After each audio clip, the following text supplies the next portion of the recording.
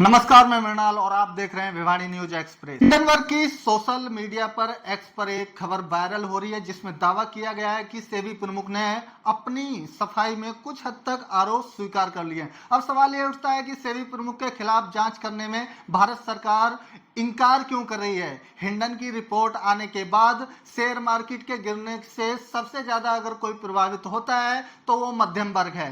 Nathan Anderson की यह company Hindenburg credit, equity और डेरिवेटिव्स पर रिसर्च करती है। ये company Hindenburg share market, equity, credit और डेरिवेटिव्स पर रिसर्च करती है। मतलब शेयर मार्केट में अगर कहीं भी कोई भी गलत तरीके से पैसे की हेरा फेरी हो रही है तो इस पर ये अपनी नजरें बनाए रहती है। दुनिया भर की साल की सबसे टॉप कंपनियों के चूल्हा हिला देने वाली ये कंपनी 2023 में भारतीय कंपनी अडानी ग्रुप को झटका दिया था और आज ये कंपनी फिर चर्चाओं में आ गई है। आज फिर इसने हड़कंप मचा दिया है जिसकी जद में आई भारत की सेबी। मजेदार बात यह है कि इसने ट्विटर को भी नहीं छोड़ा है। मतलब शेयर बाजार में अगर कहीं भी कोई भी हेरा फेरी हो रही है तो फिर ये इस पर नजरें बनाए रहती है।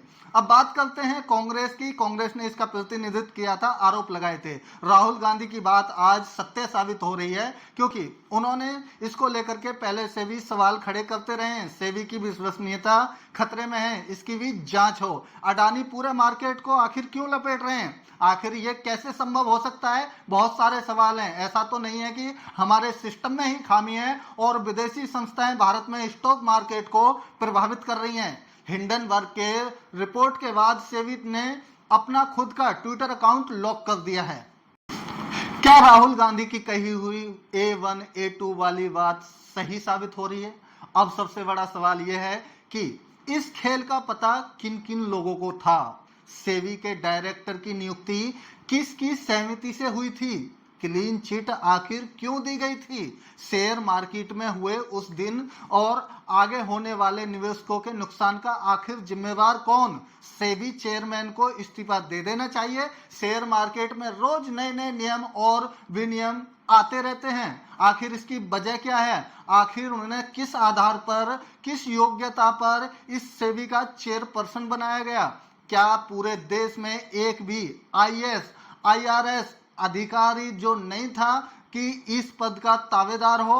एक प्राइवेट सेक्टर की महिला को इतना बड़ा पद आखिर क्यों दे दिया गया? और फिर इस पर बीजेपी अपना बचाव करती हुई क्यों नजर आ रही है? बीजेपी झोल झाल की राजनीति से आखिर क्यों जो अजी पल्ला झाड़ती हुई नजर आ रही है? साफ तौर पर शाम की अगर डिबेट देखी जाए, जिस तरीके से हिंडनबर्ग रिपोर्ट ने आरोप तय किए हैं कि कहीं तक जो अडानी ग्रुप है और फिर सेबी की जो चेयरपर्सन है माधवी बुच, उन्हों के दोनों के बीच में आखिर रिश्ते क्या हैं, इसको लेकर के जब बीजेपी प्रवक्ताओं से बात की थी तो फिर वो डायरेक्ट ये कहते हैं कि विदेशी ताकतें भारतीय अर्थव्यवस्था को ध्वस्त कर देना चाहते हैं। ये कैसे संभव है? क्योंकि अगर निष्पक्षता की अगर जांच की बात हो रही है, जब जेपीसी की बात हो रही है तो आखिर जेपीसी से बीजेपी भागती हुई क्यों नजर आ रही है? बहुत सारे सवाल हैं, बहुत सारे झोल झाल हैं, बहुत सारी ऐसी चीजें हैं। अगर सेबी निष्पक्ष है, अगर सेबी अपने जो आरोप लगे हैं उनको अगर खंडन करती है,